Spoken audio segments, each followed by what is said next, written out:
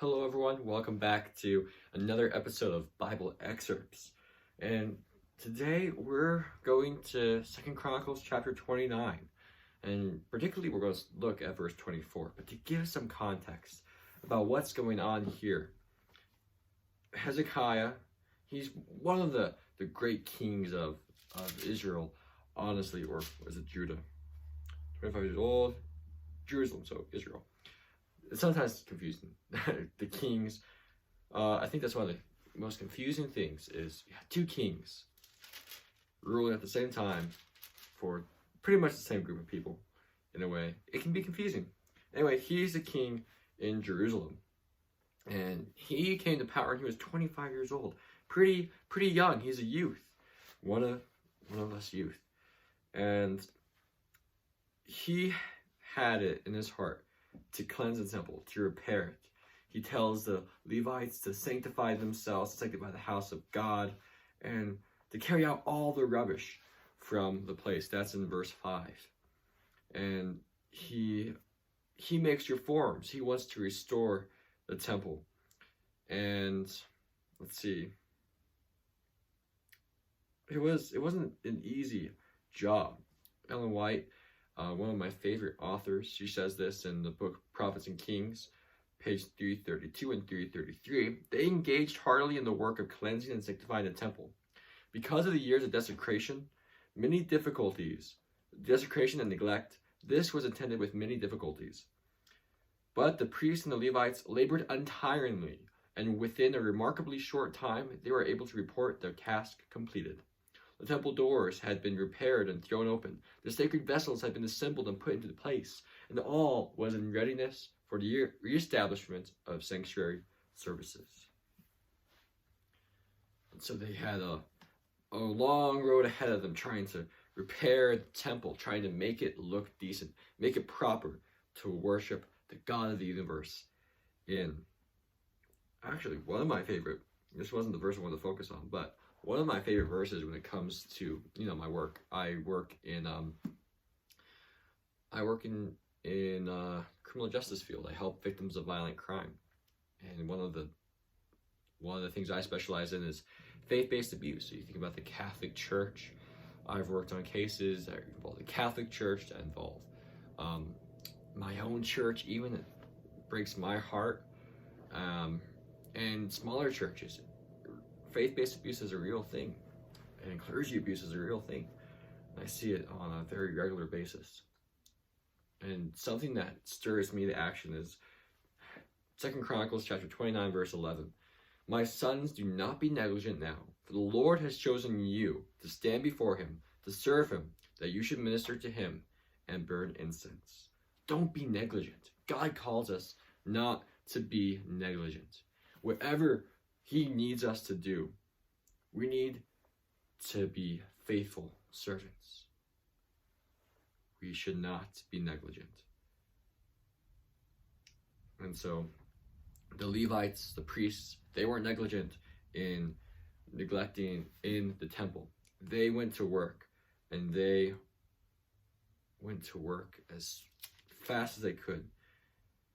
In verse 16, it talks about how they brought out all the debris that they found in the temple of the court, and the Levites took it out and carried it to the book of Kidron.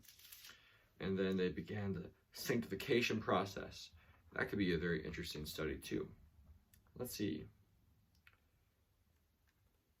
Well, after they were done sanctifying it, starting in verse 20, Hezekiah restores worship.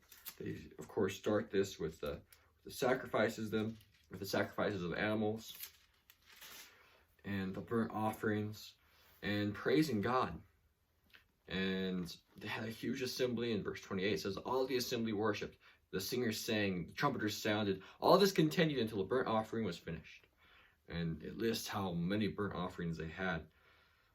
And then, let's see, this is just a very happy and glad scene. They're encouraged by the restoration of worship, by the restoration of the temple, and they sing and they praise God with gladness in their hearts. And then in verse, let's see, We'll start in verse 31. Then Hezekiah answered and said, now that you have consecrated yourselves, that's another thing. Not only do they have to consecrate the temple and sanctify it, but they had to consecrate and sanctify themselves so that they could work. After he said that, come near and bring sacrifices and thank offerings into the house of the Lord. So the assembly brought in sacrifices and thank offerings, and as many as were of a willing heart brought burnt offerings. And the number of the burnt offerings which the assembly brought was 70 bulls, 100 rams, and 200 lambs. All these were for a burnt offering to the Lord. The consecrated things were 600 bulls and 3,000 sheep. Notice verse 34. But the priests were too few, so that they could not skin all the burnt offerings. Therefore, their brethren the Levites helped them, until the work was ended, and until the other priests had sanctified themselves. The Levites were more diligent in sanctifying themselves than the priests. Also, the burnt offerings were in abundance with the fat of the peace offerings, and with the drink offerings for every burnt offering. So the service of the house of the Lord was set in order. Then Hezekiah and all the people rejoiced that God had prepared the people, since the events took place so suddenly. Now that's a powerful verse too. The events took place so suddenly. It happened so quickly. So that's the first thought I'll build upon. It was in a very short amount of time that, So in verse 3 of this same chapter, it was in the first year of his reign, in the first month, that he opened the doors of the house of the Lord and repaired them. And let's see, does it say when it ended? Let's see if it says when it ended. This is why I should read it ahead of time, huh? I don't think it says when it ended, or when they were finished, when the feast and sacrificing started. Or at least I can't see it in the very brief time to scan it. But they, 16th day of the first month. That's in verse 17. So they sanctified the house of the Lord in 8 days. They sanctified the house of the Lord in a week, a little over a week. And then on the 16th day of the first month, they finished everything. So we can say, it basically probably took like 16 days to clean the temple and for the priests and the Levites to purify themselves. When we have a reformed heart, when we go to do reforms in our own lives and to help our church, things can take place very suddenly if we are committed to reforming, if we are not negligent, if we do the work that God has committed us to do. And that's the other thing in verse 34. It said that the Levites were more diligent in sanctifying themselves than the priests. So they were able to help skin and burn the sacrifices because there were so many of them. 3,000 sheep. That's a lot of sheep that you have to skin and burn. It's a lot. And the other priests, they weren't as diligent in their reforms, in their own sanctification process, but the Levites were. And so they were able to help. And the main crux of what I wanted to say in this was that, maybe we have been negligent. And maybe we need to sanctify ourselves. And maybe the lay people can be more diligent in sanctifying ourselves.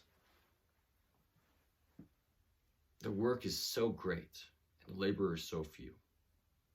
And especially people with pure, consecrated hearts. I desire to be one of those people. And we all have a part in the ministry. And so when the work is too much for the ordained ministers, for those pastors, God will be looking for people whom he can call on. But they need to have a sanctified heart. They need to be ready. They need to be diligent, not negligent. And that's where we come in. God can use us if we are not negligent, if we are diligent, not only in sanctifying, helping to sanctify, because we have a work in the sanctification process too. We help bring the message to people. That's really what I'm going at. That's our work. That's what we need to do. We have a role in that. And you think about how many people there are in this world who have never heard that we do have a duty to keep all 10 of the commandments of God. We can't neglect the fourth one. That a judgment has come that we need to be ready to stand blameless, claiming Jesus' blood and life, and that we need to live according to what Jesus' life looked like.